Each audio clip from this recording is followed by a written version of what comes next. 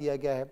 बांग्लादेश पाकिस्तान में work from home कह दिया गया है। श्रीलंका में काम के घंटे कम कर दिए गए हैं। यूरोपीय सहित कई ऐसे देश हैं जहां पर इंडस्ट्रियां बंद हो गई हैं और सबसे बड़ी चीज है कि जर्मनी जैसी अर्थव्यवस्था पर भी बड़ा खतरा लगातार आ गया है। लेकिन जंग है कि रुकने का नाम नहीं ले रही है और कोई भी देश झुकने को तैयार नहीं है। अब एक और बड़ा संकट आने जा रहा है।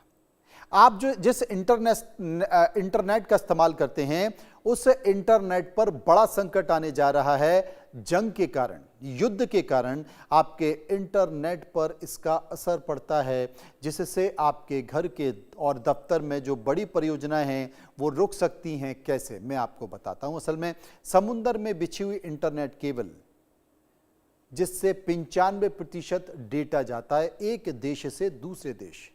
दुनिया भर में इंटरनेट कनेक्टिविटी के लिए समुद्र में केबल्स बिछाई गई हैं। इनके जरिए लगभग 95% यानी कि 95% ग्लोबल डेटा फ्लो होता है। भारत के पास 14 लैंडिंग स्टेशंस हैं, 17 ऐसी केबल्स हैं। ये लैंडिंग स्टेशंस कहां-कहां हैं? चेन्नई में है, मुंबई में है, कोची में है और तूतीकोरिन जगहों पर बने हुए। अगर हॉर्मुज स्ट्रेट और लाल सागर में बिछाई गई केबल्स को नुकसान पहुंचता है, जिसकी की आशंका जताई जा रही है कि इन केबल को ईरान काट सकता है, तो भारत के इंटरनेट ट्रैफिक को दूसरे रूट से डाइवर्ट नहीं किया जा सकता है। इससे स्पीड पर असर पड़ेगा, उन रूट्स पर लोड पड़ेगा, ज्यादा हो जाएगा। समुद्र में बिछी हुई इंटरनेट केबल्स को इस समय 2 जगहों पर सबसे ज्यादा खतरा है, हॉर्मुज स्ट्रेट और लाल सागर। ये बबेल मंडप है। युद्ध के कारण इन दोनों जगहों पर खराब स्थिति बनी हुई है। हॉर्मुज स्ट्रेट पर इस समय ईरान का पूरा नियंत्रण है।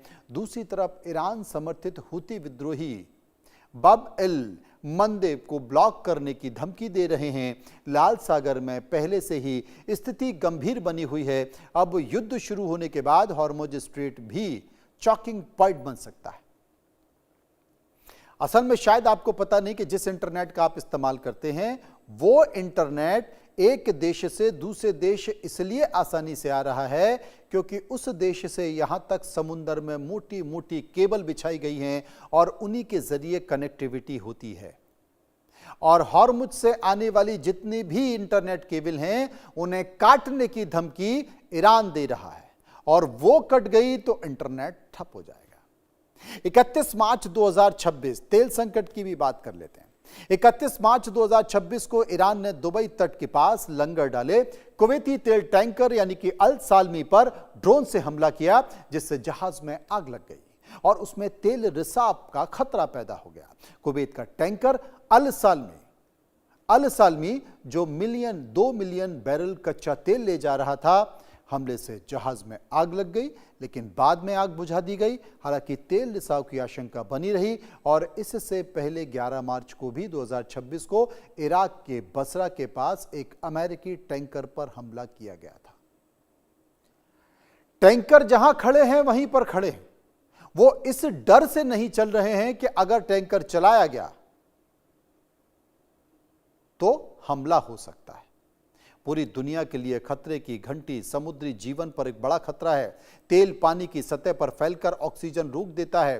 तमाम जो जीव जंतु हैं, मछलियां हैं, कछुए हैं, डॉल्फिन हैं, उनका दम घुट सकता है। समुद्री पक्षियों के पंख तेल में चिपक सकते हैं। पूरा मरीन इकोसिस्टम तबाह हो सकता है। मछली उद्योग भी प्रभावित हो सकता है। तटीय देशों की अर्थव्यवस्था प्रभावित हो सकती है। फूड सप्लाई प्रभावित हो सकती है। जहाजों की गति धीमी हो जाएगी। इंसानों के स्वास्थ्य पर खतरा हो जाएगा और जहरीली गैसें, टॉक्सिक फ्यूम्स से स्किन और सांस की बीमारियां हो सकती हैं। यानी कि तटीय इलाके में बीमारी बढ़ सकती है। सालों तक इस प्रदूषण को अलग नहीं किया जा सकता और समुद्र के पर्यावरण को सुधारा नहीं जा सकता। तेल हटाना इतना आसान नहीं होता, बेहद कठिन होता है। इसमें अरबों डॉलर का खर्च होता है।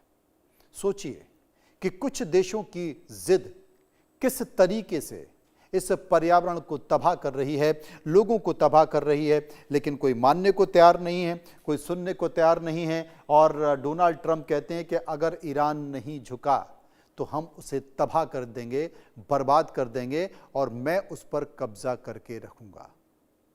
संकट लगातार बढ़ रहा है और मानवता के लिए बड़ा खतरा है, लेकिन उससे पहले यकीन मानिए कि 10-15 दिन में अगर ये स्थिति नहीं सुधरी तो ना जाने कई देशों में लॉकडाउन की स्थिति आपको दिखाई देगी।